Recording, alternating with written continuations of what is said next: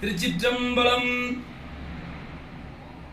இவ்வளவு சொன்னது மதுரை சிட்டிக்குள்ள, மதுரை நகருக்குள்ள இருசக்கர வாகனத்திலேயோ சைக்கிளையோ நடந்து போறவங்களுக்காக சொன்னது.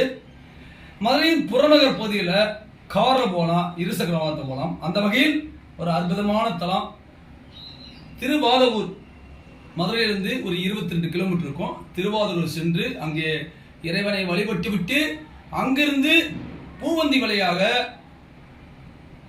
திருப்போணம் என்ற ஊர் இருக்கிறது.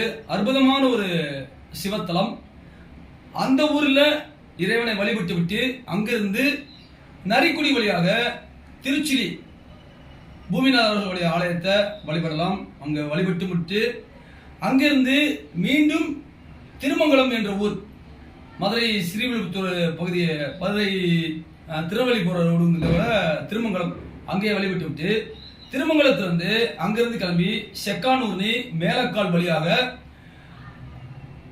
நேர உங்களுக்கு அற்புதமான ஒரு திருத்தலம் திருவேடகம் என்ற அற்புதமான ஒரு திருத்தலம்.